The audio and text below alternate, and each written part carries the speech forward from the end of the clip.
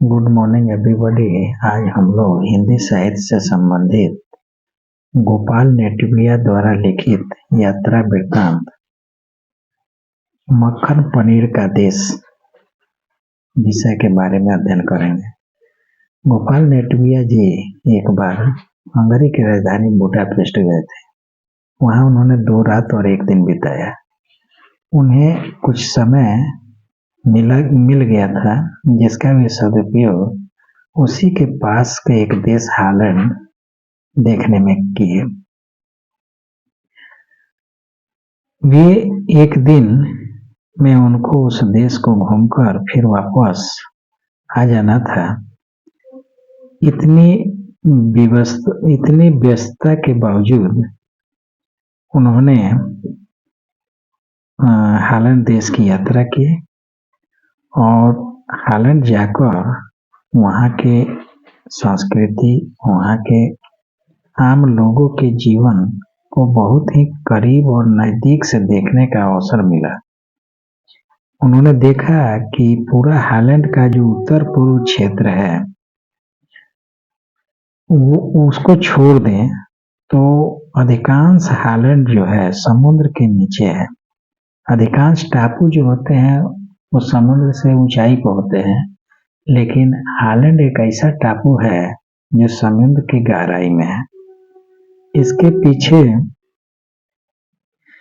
पीछे वहाँ के लोगों द्वारा मेहनत और परिश्रम का परिणाम है कि जहाँ हजारों मील समुद्र हुआ करती थी, लोगों ने मेहनत और परिश्रम से ऊंचे ऊंचे डाइक बनाकर उसको एक जमीन के रूप में परिवर्तित कर दिया और समुद्र को पीछे ढकेलने का काम किया। यानी समुद्र के पानी को उन्होंने पहले डाइक यानी बांधनुमा बनाकर उसके अंदर आए हुए पानी को उन्होंने क्या क्या उलीच दिया, यानी फिर समुद्र के तरफ उसको फेंक दिया और वहाँ बहुत सारे झील बन गए और वहाँ मीठे पानी के झील में उन्होंने मीठे पानी को संग्रहित करके रखा और न सिर्फ जल बल्कि जमीन का भी विस्तार किया और धीरे धीरे वहाँ पर कई ऐसे चारागाह बन गए, कई कल कारखाने खुल गए जहाँ खेती के साथ साथ मवेशियों के चारागाह के जमीन भी हॉलैंड वासियों को मिल गया। यह उनके मेहनत और परिश्रम का फल था।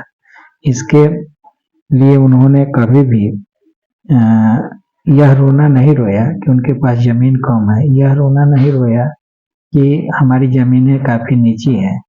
उन्होंने प्रकृति को बोना सिद्ध किया कि हमारे मेहनत और परिश्रम से हम जमीन के भीतर भी अपनी जमीन, समुद्र के भीतर भी अपनी जमीन प्राप्त कर सकते हैं और उन्होंने ऐसा किया भी। लेखक ने देखा कि किस तरह से यहाँ के लोग काफी खुशहाल हैं और खेती भी बहुत जमकर करते हैं। खेती के साथ साथ पशुपालन का भी कार्य करते हैं। उन्होंने देखा कि यहाँ के लोग, यहाँ चारागाह, बहुत बड़े बड़े चारागाह हैं और बहुत सारे पशुएं भी पाली जाती है। यहाँ के चारागाह के कारण पशुपालक अपने गाय भैंस के दूध जो है उससे पनीर बनाते हैं और यह पनीर 2 तरह से बनाई जाती है। एक घर के झोपड़े के अंदर जो बनाई जाती है, इस तरह के पनीर को किसी भी हॉलैंड वासी को देश से बाहर भेजने पर प्रतिबंध है, जबकि इसी हॉलैंड में कुछ आधुनिक मशीनें भी लगाई गई है जो पनीर का निर्माण करती है और उसी पनीर का उस देश से बाहर निर्यात किया जाता है। यह बात लेखक को काफी पूछताछ करने पर पता चली।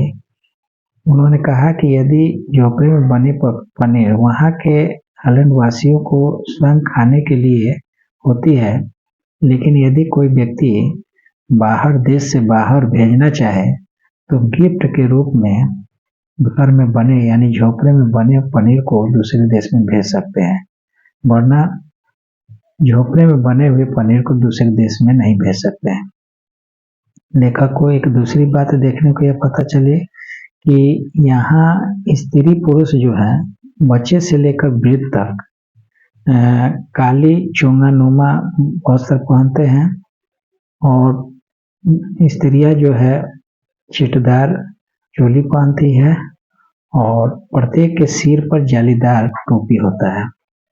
जबकि और जितने भी बच्चे वृद्ध पुरुष हैं वो रंग बिरंगे कपड़े पहनते हैं, जो लेखक को भी काफी आकर्षित लगता है और लोग भी काफी आकर्षक दिखते भी हैं। लेखक को तीसरी बात यह देखने को मिली, यहाँ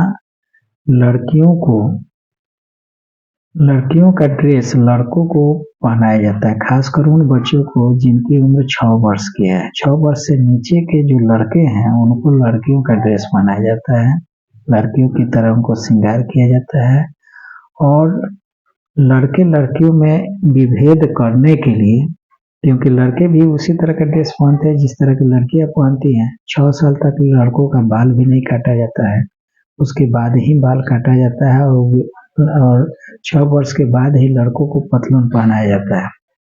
लड़के और लड़कियों में अंतर कैसे समझा जाएगा, तो उनके जो टोपी होते हैं उनके टोपी पर एक पट्टीनुमा बना होता है, उसी से पहचान में आते हैं कि कौन लड़का है कौन लड़की है। इस तरह का विभेद जो है लेखक को देखने को मिला। एक अमेरिकी सहपाठी जो उन्हीं के साथ पर्यटन पर गए हुए थे, उन्होंने कहा कि हमारे यहाँ तो लड़कियों को लड़कों का ड्रेस बिल्कुल हमारे यहाँ की तरह पहनाया जाता है। यह देखकर लेखक काफी आकर्षित भी है, अचंभित भी है। चौथी बात लेखक को यह देखने को मिली कि यहाँ एक अमेरिकी पर्यटक आया था और एक नवोढा यानी नई शादी हुई दुल्हन एक घर के सामने खड़ी थी, बैठी थी। तो उस अमेरिकी पत्रकार ने उस नवोढा के साथ फोटो खिंचवाने के लिए विवश कर रहा था। उसका पति ने जब यह देखा तो उस अमेरिकी पर्यटक को उठाकर नहर में फेंक दिया। यानी लज्जाशीलता और एक अनुशासन में रहते हुए किस तरह से लोग वहाँ अपने जीवन को जीते हैं, उस पर्यटक को शायद यह मालूम नहीं था कि किस चीज को लोग अच्छा मानते हैं।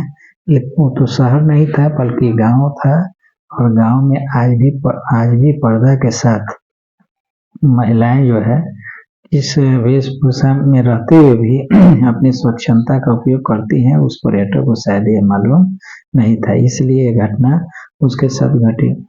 इसके बाद यहाँ लोग जो है समुद्र को घेर कर डाइक बनाकर बांध बनाकर समुद्र को पीछे ढकेलते हैं। हर साल यहाँ पर नई जमीन को प्राप्त करते हैं और साथ में यहाँ कई कंपनियां भी लग चुकी हैं, जिससे कल कारखानों में काफी लोग काम करते हैं।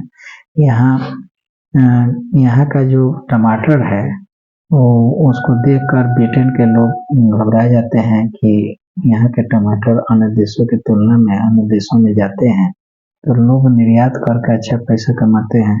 इसके अलावा हमको जो है ये एक बात और देखने को मिलती है कि यहाँ जो लोग हैं वो बहुत ही खुशहाल हैं और उनके अंदर इतनी मतलब देखने से गांव जो लगता है आज भी 100 साल पीछे हैं। उनके घर और मकान पक्के हैं और ज्यादातर मकान छोटे हैं, लेकिन इसके बावजूद भी उनका रहन सहन आज से 100 साल पीछे है। इसके बावजूद भी लेखक को वहाँ की सभ्यता, संस्कृति, रहन सहन, वेशभूषा, खान पान आदि देखकर काफी अचंभित है और उसने अपनी यात्रा वृत्तांत के दौरान हालैंड का जो चित्र खींचा है वो हमारे पाठकों के लिए काफी प्रेरणाप्रद है कि उन्होंने अपनी लेखनी के माध्यम से हम उस देश का एक चित्र हमारे दिमाग में आ गया जहाँ हम न गए, न घूमे और न देखे, लेकिन लेखक ने जिस नाटकीय ढंग से अपनी बात को यथार्थपरक रखकर पाठकों के सामने उसे प्रस्तुत किया, जिसको हम यात्रा वृत्तांत के नाम से जानते हैं, वो काफी अन्य लोगों के लिए प्रेरणास्पद है। धन्यवाद।